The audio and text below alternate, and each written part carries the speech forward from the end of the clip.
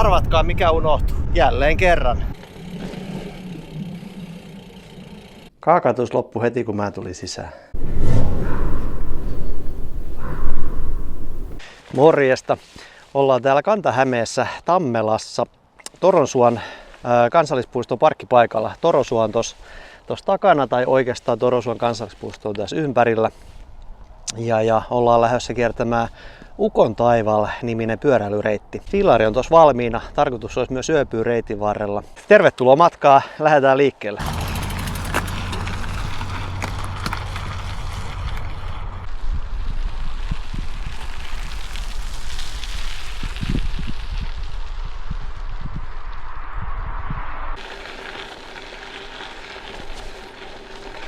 Tervetuloa tosiaan taas matkaa. Tällä kertaa agendana on Ukon taivaalla. Tällainen 140 kilsaa pitkä pyöräreitti, kuuluu siis tuohon Häme by Cycle reittiverkostoon. Ja me lähdettiin liikkeelle tuosta Torosuon parkkipaikalta. Siinä olisi ollut heti hieno paikka käydä tuo Torosuon näkötorni katsomassa, mutta katsotaan, jos käydään vaikka reissun lopuksi vielä siellä kurkkaamassa. Torosuohan on tosi hieno paikka. Hienot reitit sieltä suon läpi ja se on kyllä semmoista maisemaa, ei ihan joka puolella pääse noin mukavasti katsomaan. Kannattaa käydä. Mutta tosiaan ollaan siis Ukon taivaalla lenkillä ja kai se virallinen lähtöpiste on niin kuin Forssasta tai Humppila-asemalta. Meille sopii tällä kertaa paremmin tämä Torosuon lähtö tuohon omaan suunnitelmaan. Reitti kulkee tästä Torosuolta Tammelasta Jokioisiin, Jokioisista Humppilaan, Humppilasta Forssaan, Forssasta Tammelaan ja Liesjärven kansallispuiston kautta sitten takaisin tonne Torroon. Matkalle pitäisi osua ihan mielenkiintoisia kohteita ja nähtävää. Katsotaan mitä reitin varrella tulee vastaan. Tarkoitus olisi yöpyä jossain tuo Ruostenjärven virkistysalueen ympäristössä. Katsotaan löytyykö sieltä joku sopiva telttapaikka. Tuli vastaan Satulin kivi eli Vahan kivi. Rauhoitettu siirtolohkare, joka on 3 kunnan ja tilan sekä 2 maakunnan rajapyykkinä oleva siirtolohkare. Tässä on Someron, Jokioista ja Tammelan kunnan rajapyykki ollut tässä lohkareen kohdalla. Joo, siirtolohkareen jälkeen alkoi tämmönen päällystetty maaseututie. En muista tarkkaan, että kuinka paljon tästä reitistä oli päällystettyä ja kuinka paljon päällystämätöntä. Jonkin verran on polkua myös, mutta satapinnaisesti ajettavissa. Reitillä oli ainakin virallisena suosituksena gravel tai maastopyörä. Voisi laittaa vaikka tähän näin ruutuun sen määrän, kuinka paljon päällystettyä ja päällystämätöntä tietä. Täytyy luntata ne sieltä sivulta. Tuossa kun lähdin liikkeelle, niin oli vähän niin kuin vilposen olone. 10 astetta lämmintä, ehkä vähän vajaa ja aika kova tuuli. Mut iltaa kohden pitäisi vähän poutaantua, mut huomenna pitäisikin olla sitten jo lämpimämpi päivä. Moi moi! Tässä ajaessa vähän mietiskelin, että mitä mulla on näissä kaikissa laukuissa, mitä mä vakkasin mihinkin ja otinkohan mä kaikki tarpeelliset ja tarpeettomat asiat mukaan. Niin. Arvatkaa mikä unohtui. Jälleen kerran. Mä annan pienen tauon tähän näin, niin voitte arvailla ja laittaa vaikka tuonne kommenttiin, että mikä asia unohtui. 3, 2, 1. Hammasharja ja tahna. Tähän mennessä en nyt ole niin kovin monta reissua vielä tehnyt, mutta joka ikiseltä bikepacking-reissulta, aina kun on telttayö edessä, mä oon joka kerta unohtanut hammasharjan. Joka kerta. No, täytyy jälleen kerran käydä tuosta matkan varrella jostain kaupasta semmonen hakemassa. Ja se kyllä kävi mielessä, mutta en vaan muista. En muistanut ottaa mukaan.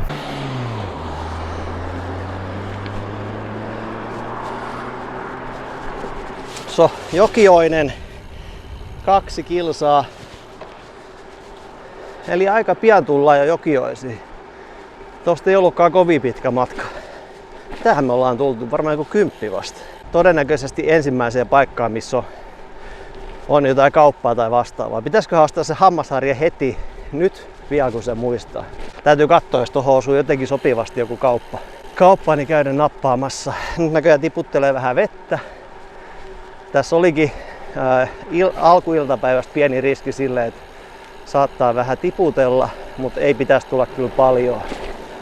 Illaksi sit poutaantuu. Ja siinä onkin jo museorautatien opasten merkki. Jokioisilla on tommonen museorautatie, mikä operoi ilmeisesti kesä- ja heinäkuussa sunnuntaisin ja sitten jonain muina tapahtumapäivinä. Nyt ei operoi, mutta katsotaan, jos me käydään sitä kuitenkin kurkkaamassa, olisiko siinä jotain ihmeteltä. Tulee hieno Amerikan rauta vasta.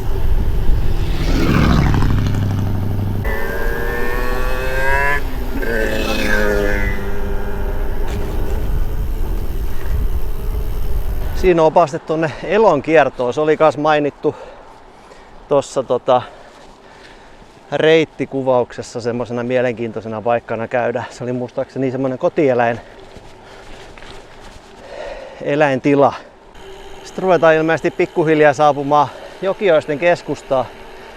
Enpä ole täälläkään kyllä koskaan käynyt. Ensimmäinen kerta Jokioisissa. Tämmönen pieni sympaattinen kyläkeskus. Tässä perus pikkuhuoltamo ja osuuspankki ja parturia ja meksikolainen ravintola tietysti. Totta kai pitää aina löytyä yksi meksikolainen ravintola. Mistäs me mennään vasemmalle? Mentiinköhän me jo ohi siitä, mistä meidän piti kääntyä? Nyt ilmeisesti tänne ainakin tämän reittijäljen mukaan. Mihinköhän se meidät ohjaa? Nyt en ole varma, kuuluuko tää tähän reittiin. Voi olla, että kuuluu, en muista. Vai onko kun mä Trail Mapin kautta tää latasi Garminiin, niin että onko se tehnyt tähän jonkun oman koukun, mutta voihan tää olla, että se kuuluu tähän, että koukataan tästä joen rannan kautta.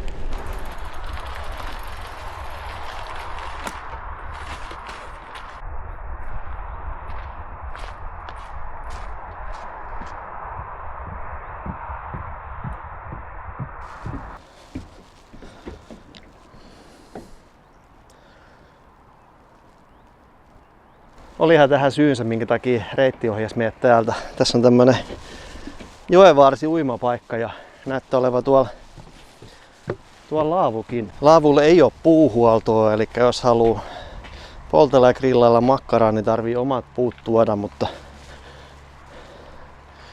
täällähän olikin aika kiva tämmönen virkistyspaikka.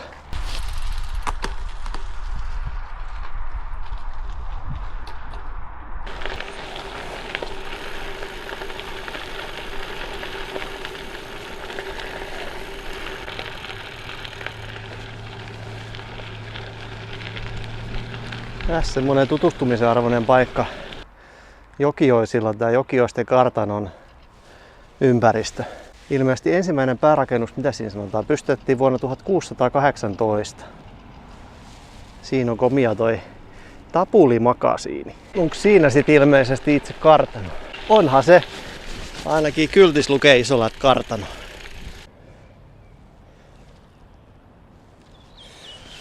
Hauska oloinen miljöö. Ja tämmönen oli sitten tässä niinku kartanoa tavallaan vastapäätä tien toiseen puolelle kartanoaluetta. Vendlan puutarha. Ihan pakko vähän luntata, että mikä tää Vendlan puutarha on. Elikkä hän tämmönen luonnonvarakeskuksen ylläpitämä puutarha, mikä ylläpitää esittelee tämän Jokioisten kartanon niin kuin vanhoja kasvikantoja. Sen lisäksi täällä puutarhassa on muita kansallisia kasvigeenivaroja. Ei ole ihan mun ydinosaamisaluetta, mutta ehkä se muille kertoo pikkusen enemmän, mutta tänne on vapaa pääsy ja siellä on kaikista kasveista kyltit ja esittelyt tuolla, niin ihan hauska kohde myös tähän pyöräretken varrelle. Museorautatien asema, josta sit pääsee kesäsunnuntaisin museojunan, höyryjunan tai höyryveturin kyytiin. Jokioisten asemalla. Siinä näkyy Museorautatien aikataulua. Viimeisin on näköjään lauantailta, itsenäisyyspäivältä. Muita tietoja tässä ei olekaan. Tästä pääsee ilmeisesti sitten kesäisin Museorautatietä pitkin Humppilaan. No niin, olisiko sitten Jokioinen on meidän osalta nähty. Tai siis ei jäädä tänne pidemmäksi aikaa, pitää jatkaa eteenpäin. Jos sut löytyy jotain hyviä vinkkejä Jokioisiin, Jokioisten kävijöille, niin voi laittaa tuo kommenttia, mitä kannattaa käydä katsomassa ja missä tutustumassa. Otetaan fillari ja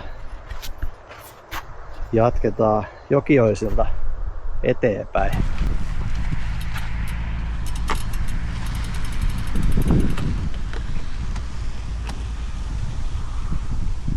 No ja sitten on jäänyt Jokioinen taakse. Oli ihan hauska tommonen pieni kylä. Semmoista niinku maalaispitäjä vivahdetta edelleen, kun löytyy noita vanhoja rakennuksia ja se kartanon miljöö ja näin tossa Loimijoen varrella. Joo, sit reitti jatkuu kohti Humppilaa. Täältä vähän näitä sivuteitä, edelleen päällystettyä tietä jatketaan eteenpäin. No eihän mä muistanut käydä sitä hammasharjaa hakemassa Jokioisista. Vaikka ajeli siitä suoraan sen yhden kaupan ohikin. Nyt seuraava kauppa kun tulee, jos on Humppilassa tai Forssassa, niin nyt joku muistuttakaa, etkään hakee se hammasharjan. Koska se on niin ärsyttävää sit siellä teltassa, kun on syönyt vähän vauhtinamuja ja muuta ja ei pääse pesee hampaita. Inhottava mennä nukkumaan. Joten seuraava kauppa, muistuttakaa, että haetaan se harja. Eikö sie?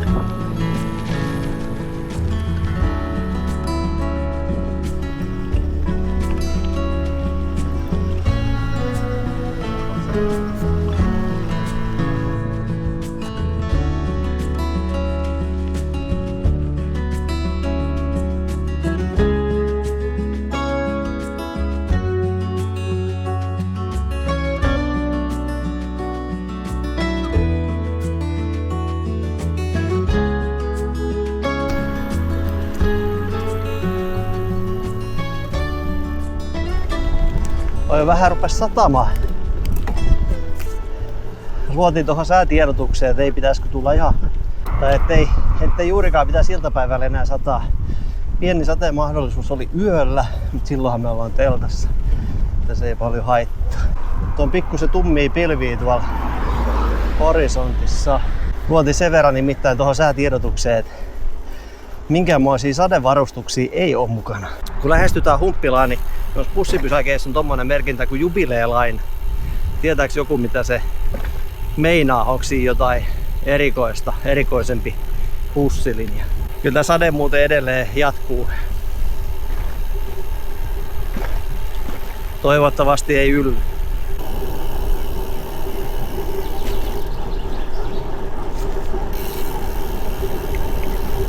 Sitten tullaan Humppila-asemalle.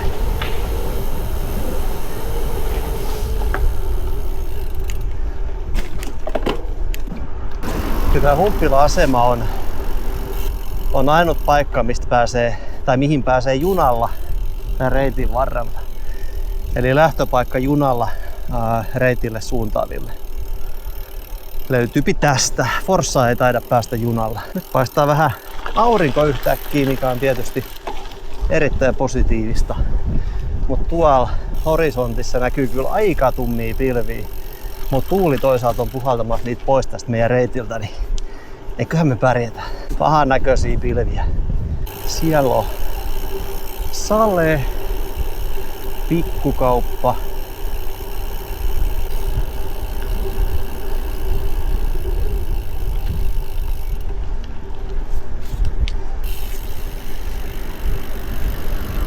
No niin, nyt on ihan karvavaja 40 kilsaa takaa. Meni kahvia suklaatauko. Ja kiitos muistutuksesta. Muistin ostaa myös hammasharjan ja tahnaa. Kerrankin.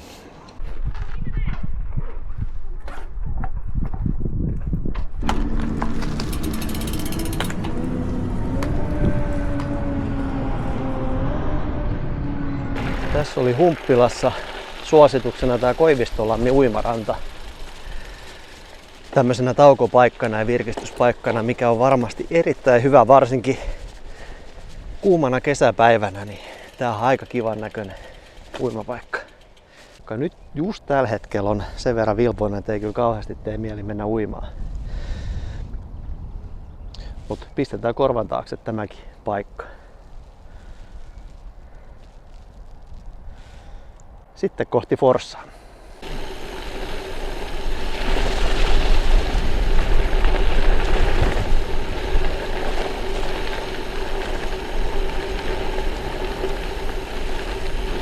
Joo, tähän Humppilaan tosiaan tuli karvavaja 40 mulla täyteen.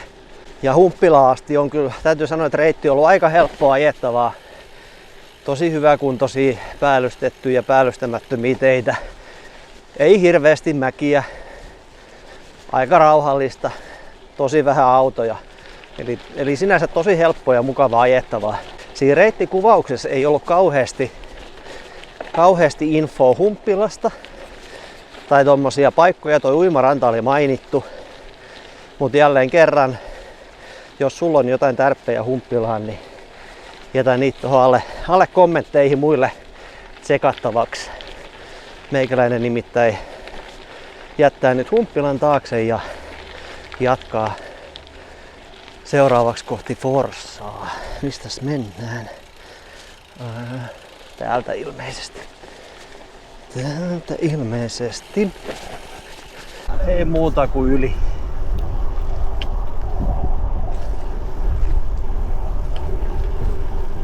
Päällyste päättyy, seikkailu alkaa. Tätä tietä mennään semmonen yhteensä joku 4 kilsaa eteenpäin ja sitten käännytään oikealle Kuuman tielle. Kohti Kuumaa ilmeisesti.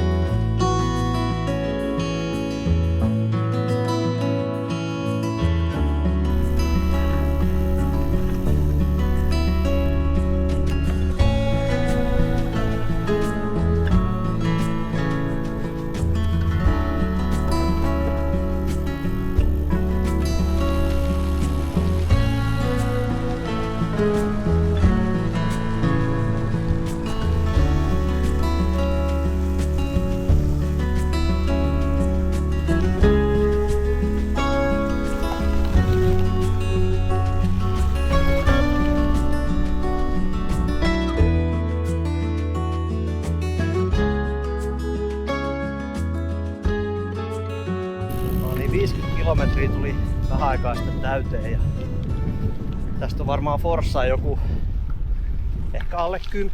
Ajattelin, että jos Forssassa kävisi jossain syömässä, mutta mitään paikkaa en ole niinku miettinyt valmiiksi. Täytyy katsoa sitten, mitä tulee vastaan ja missä sitä kävisi syömässä.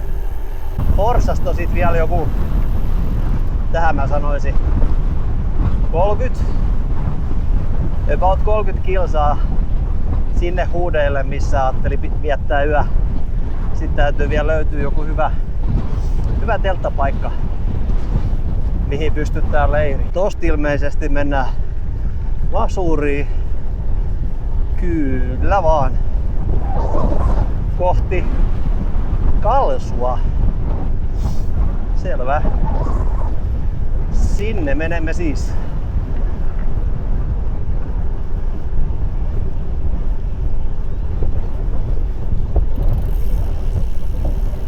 Pyöräretkeilijöille taukopaikkaehdotus.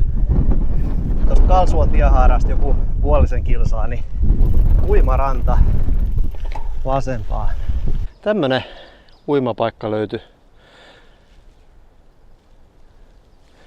Löytyy myös grillipaikka. Vinkkinä pyöräretkeilijöille, että tässäkin mainio virkistäytymispaikka matkan varrella ennen Forssaa, kun tullaan Humppilaan suunnasta. Nyt muuttuikin vähän metsäisemmäksi nämä tiet. Ja oli toki tosi jo aikaisemmin.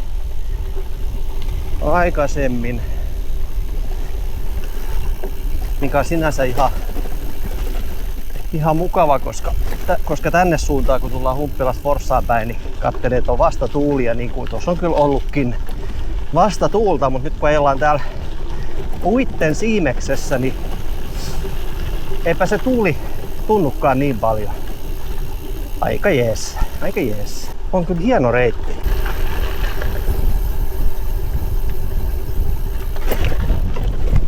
Niin, sit ruvetaan pikkuhiljaa lähestyä Forssan keskustaa. Ja ruvetaan etsimään jotain sapuskapaikkaa. Vaikka ois mulla tuolla retkimuona pasta polokneessetkin tuolla, mitkä vois keitellä, mut ehkä me käydään tässä syömässä, kun se osuu nyt niin näppärästi just semmoiseen sopivaa kohtaa, että oho, mentiin ohi. Pitänyt jatkaa tuolla rannassa ilmeisesti. Sillä enää vähän polvi.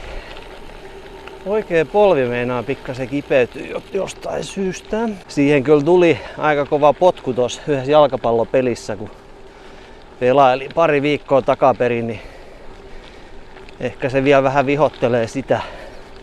No, kohta on tauko, niin otetaan siisit pieni huili. Ihan kiva kyllä tää joenvarsi reitti. Jahas,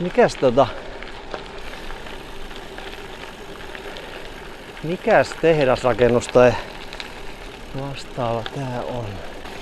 Vesivoimalaitos.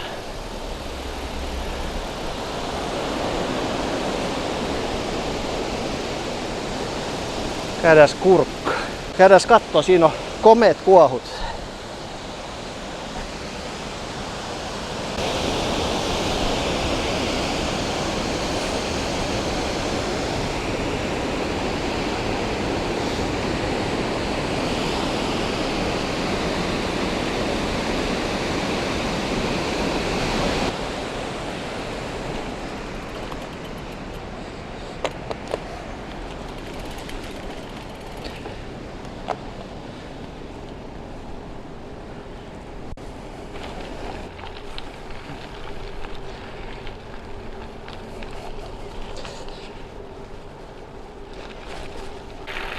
No, siinä on sympaattinen silta.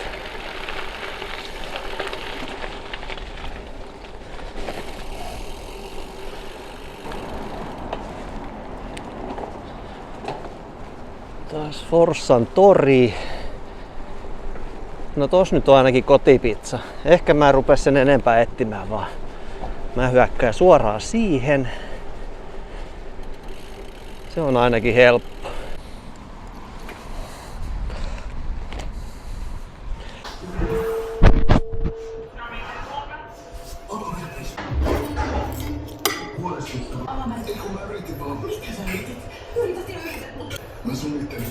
Täytyy sanoa, että se teki kyllä hyvää sit kuitenkin. 67 kilsaa ja rapiat on nyt takana päin. Tästä on varmaan noin 30 kilsaa jäljellä sinne suunnille, mistä aletaan katselemaan telttapaikkaa. Joo, jätetään Forssa taakse ja suunnataan kohti rauhallisempia seutuja, joskaan ei täällä nyt niin hirveästi hälinää ole täälläkään. Jatketaan matkaa.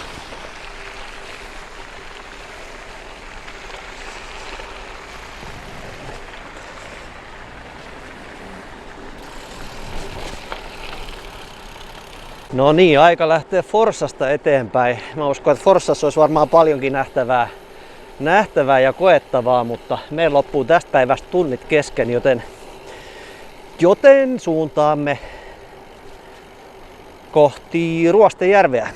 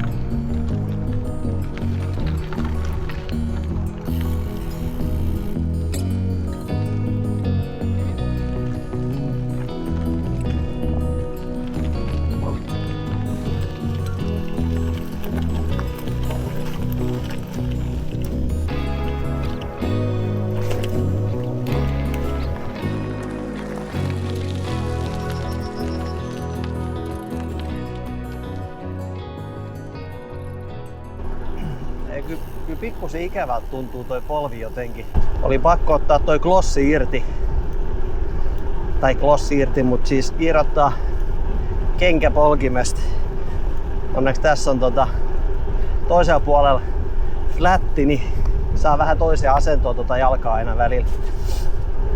Voi olla, että pitää vähän klossia säätää, että se ei ole ihan kohillaan. Saattaa sekin omalta osaltaan vaikuttaa siihen, että tuntuu pikkusen kipeältä. 94 kilsaa mittarissa ja tuli vastaan tämmönen jännän näköinen mesta. Kivilammin torppa. Aika hauskan näköinen pihapiiri. No ja sit vähän maastopoluille.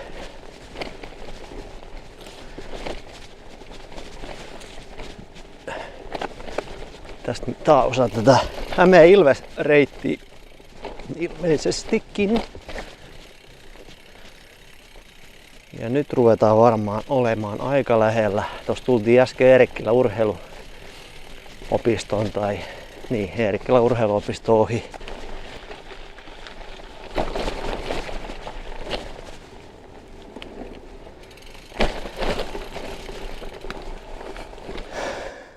Vau, aika hieno kannas.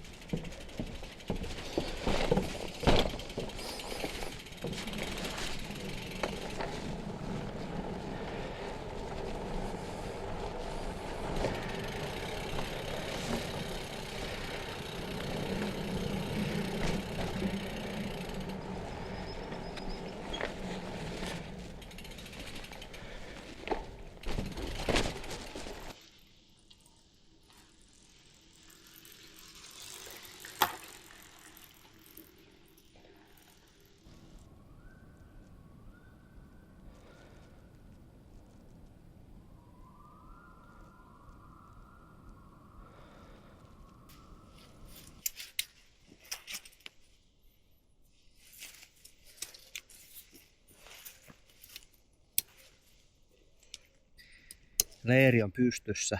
Se on meikäläisen aika mennä nukkumaan. Nähdään huomenna. Hyvää yötä.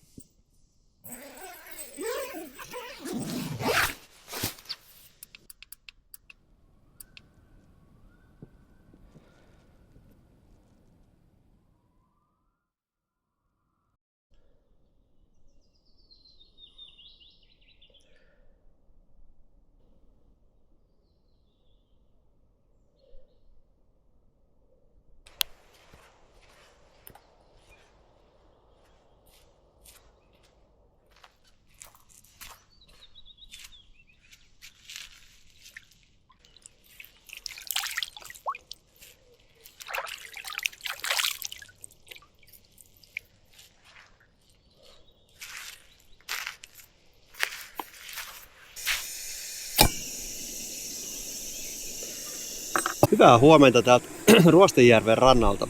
Nyt on aika yksinkertaista retkievästä, nimittäin annos pikapuuroa. Siihen vähän rusinoita, pähkinöitä, erilaisia kuivattuja hedelmiä päälle. Proteiinipatukkaa, vähän suklaata, kahvia totta kai. Ai, tästä on hyvä laittaa päivä käyntiin hyvin nukutun yön jälkeen. On itse asiassa aika levännyt olo.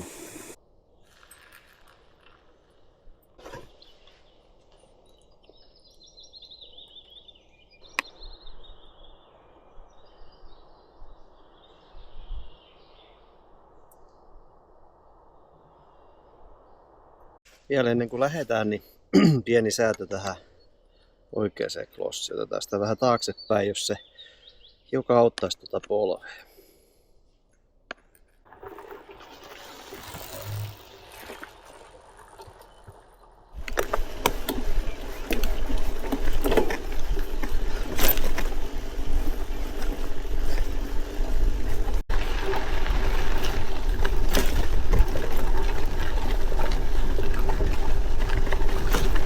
No niin, sitten on matka alkanut kohti Liesjärven kansallispuistoa. Oli viime yö ehkä oma paras telttayö tähän asti. En ole kyllä niin älyttömästi, tai siis en ole niin monia reissuja vielä kyllä tehnyt, mutta oli silti aika jees. Unen tulos kyllä kesti jälleen kerran hetken aikaa, mutta se voi johtua siitä, kun mä tuun aina niin myöhään tuohon leiripaikalle, että siihen jää semmoista niinku rauhoittumisaikaa kuitenkin verrattain vähän, niin sitä voisi olla joskus enemmänkin, että saa vähän sykkeet ja muut tasaantuu rauhassa. Teillekin saavuttiin leiripaikalle joskus ennen 10, ehkä puoli 10 aikoihin. Tähän se oli, kun ruvettiin laittaa leiriä pystyyn. Joka tapauksessa aamulla kun heräsi, niin olo oli levännyt, jalat tuntui hyviltä, oli semmonen virkeä olo. Ja sitten kun oli aamulla vähän vielä semmonen vilponen ja muuta, niin ei olisi tehnyt mieli nousta makupussista ollenkaan. Eilen tosiaan oli semmonen vähän reilu 100 päivä, reilu 100 kilsaa. Tää Ukontaival, tää reitin pituus Torrosuolta tohon Ruostejärvelle ei ole ihan 100 kilsaa, mutta oli pakko heittää siihen päätteeksi vielä semmonen pieni sakkolenkki, että sai myös vuoden ensimmäisen satkun päivän täyteen. Niin semmonen pieni ekstra lenkki tuli tehtyä vielä siihen, mutta tänään taas on vähän lyhkäisempi päivä. Jotain 40-50 kilsan välimaastoon pitäisi tulla matkaa.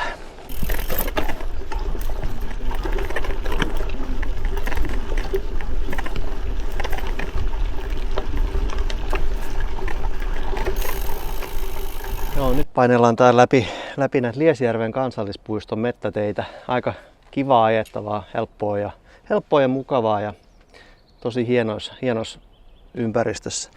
Eli aamulla lähdettiin täältä Ruostejärveltä ajamaan suurin piirtein näin. Ja nyt ollaan tuossa Peukalolammin kankaalla. Ja tässä olisi Peukalolammin laavu, missä voi yöpyä, tai sitten täällä on tää kaksivetisen kota. Myös tommosia yöpaikkoja, jos miettii tähän reitin varrelle, mistä täällä kansallispuistossa saa yöpyä. Sitten on vielä tää Savilahden telttailupaikka täällä, missä saa myös yöpyä. Ne taitaa olla ainoat paikat, mistä tässä Liesjärven kansallispuistossa saa jäädä yöksi. Ja nyt meidän reitti jatkuu täältä tämän Kyynäränharjun yli ja siitä eteenpäin. Varmaankin tätä reittiä ja tonne Kortenniemen perinnetilalle. Eteenpäin siis.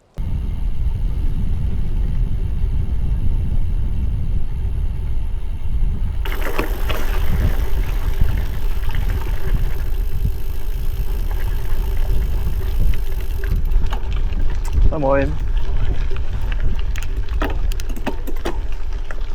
No niin, ja sitten tullaan tähän Kyynäränharjulle, joka tavallaan vähän niinku jakaa tämän Liesjärven ikään kahtia.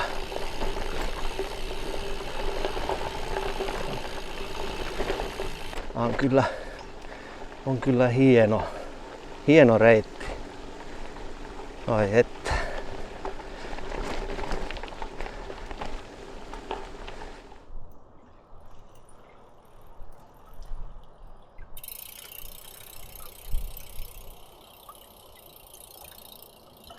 No niin, sinne jäi Kyynäränharju ja Liesjärven kansallispuisto taakse. Seuraavaksi käännytään tuosta kohti Kortenniemen perinnetilaa.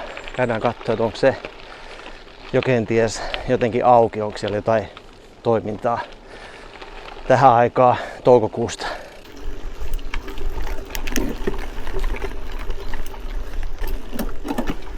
Moi moi!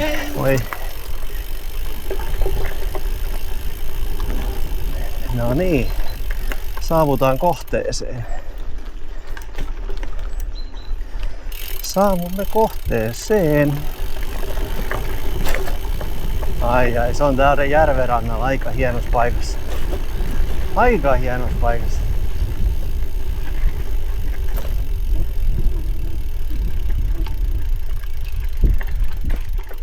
tästä menee reittejä ohi.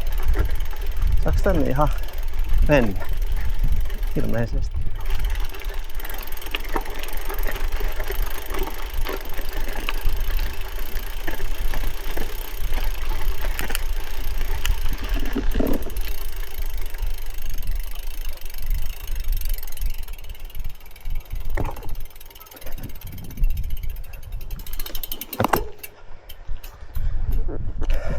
No niin, täällä ollaan. Heitetään pyörä johonkin ja käydään vähän pyörähtää. Siinä olikin niin sanotusti tilan väkeä peltohommissa ja sanoivat, että löytyy kyllä ylimääräisiä talikoita, jos haluaa liittyä mukaan. Eli hommiin pääsisi täällä myös ihan tälleen niin kuin perinteisesti.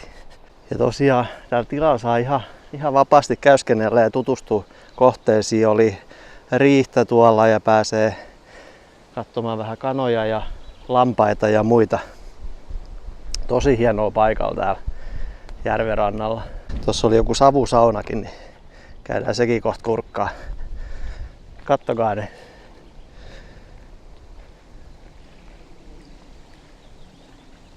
On kyllä hieno paikka, oi vitsiläinen. Käydään kurkkaa savusauna. Siellä on savusauna, mennään sisään. Hop. On iso kiuas on siinä ja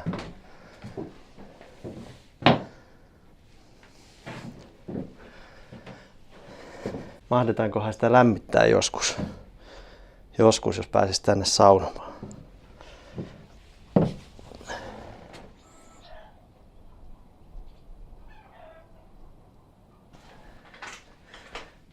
Jaha, siellä kanat kaikki nätisti orrella. Kaakatus loppui heti kun mä tulin sisään.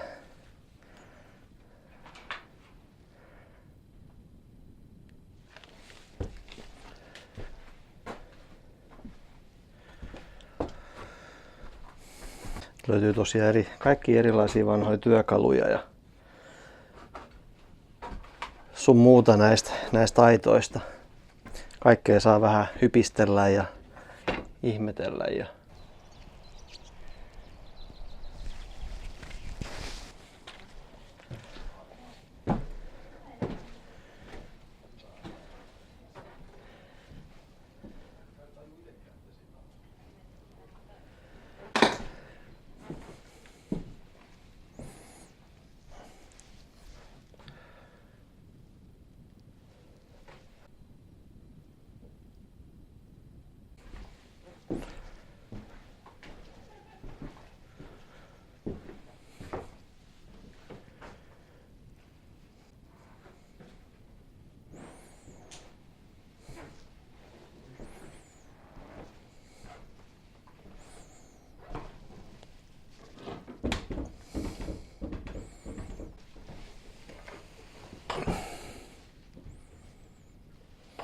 Joo, se oli semmonen paikka, se perinnetila. Se on ilmeisesti joku vanha metsävartijan tila ja se on aika niin pitkällä alkuperäiskunnossa tietysti kunnostettuna pyritty säilyttää. Ja se on ilmeisesti ollut Metsähallituksen omistamana jostain 1800-luvun lopusta lähtien ja nykyään kuuluu tähän Liesjärven kansallispuistoon myös. Avoin kaikille. Siellä suoritetaan tosiaan noita perinnetöitä kesäisin, eli sinne voi myös itse mennä työskentelemään ilmeisesti opastettuna, jos haluaa. Ja se tuottaa edelleen ruista ja siellä tehdään pellavasta ja villasta tai rukilla kudotaan lankaa ja niin poispäin. Ja siellä tehdään tommosia perinnetilan töitä myös ja löytyy sitten tommosia perinteisiä kotieläimiä. Lehmiä nyt ei näkynyt laitumella, mutta kanoja ja kukkoja ja lehmiä ja lampaita. Ja tavallaan pidetään yllä semmoista perinteistä niin kuin tommoista maataloympäristöä ja elämää. Suojeltui on noi rakennukset ja toi paikka. On kyllä viimeisen päälle hienossa paikassa toi tila kyllä. Siellä oli myös pari tulentekopaikkaa tuossa rannassa ja tuossa tilalla voi myös itse pilkkoa polttopuut siihen. En nyt viittinyt niitä kuvata, kun siinä oli just jotain lapsiperheitä viettämässä aikaa, niin en kuvaillut niitä, mutta pääsee siihen järvenrantaan grillaamaan tai tulistelemaan kyllä. Sitten otamme täältä metsän läpi suunnaksi Letkun kylän. Muistaakseni tämä reitti meni siitä, ainakin siitä Hollilta ohi kohti Torrosuota.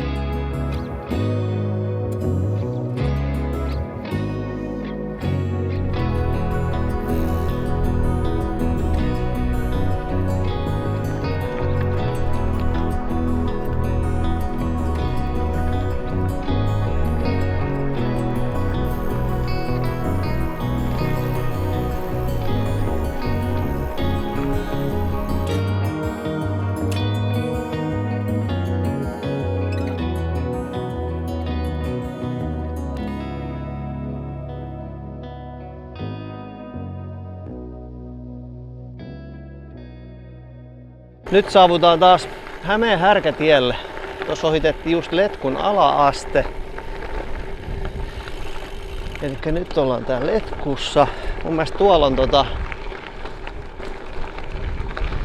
ollut Letkun puotiakauppa tuolla oikealla. Onkohan semmoista enää olemassa? No. Ei taida olla tässä enää mitään toimintaa.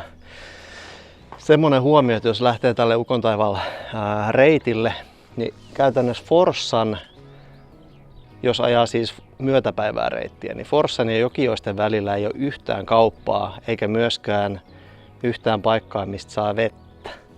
Ellei sit noista järvistä ota vettä, mutta muuten ei. Sitä en ole varmaan, olisiko siellä perinnetilalla ollut, mutta se on hyvä ottaa huomioon, jos lähtee Ukontaivaalta polkemaan. Sitten jatketaan Härkätietä kohti Torroa.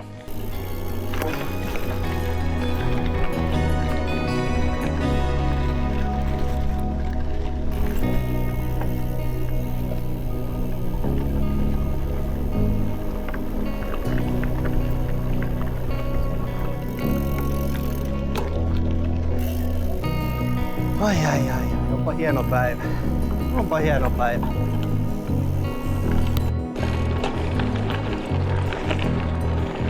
Siinä on ilmeisesti Torron kylä uimapaikka.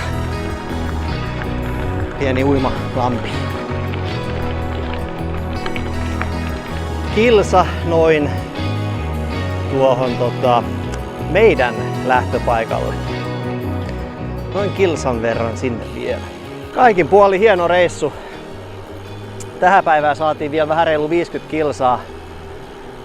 Kokonaisuutena upeita hiekkateitä, hienoa maalaismaisemaa, kivoja metsäpätkiä, 2 kansallispuistoa, järviä ja paljon muuta. Se oli Ukontaival. Minä olen Timo ja tämä on Kahvilenkki. Se on seuraavaa kertaa. Näkemiin. Ei vitsi minkä näköistä.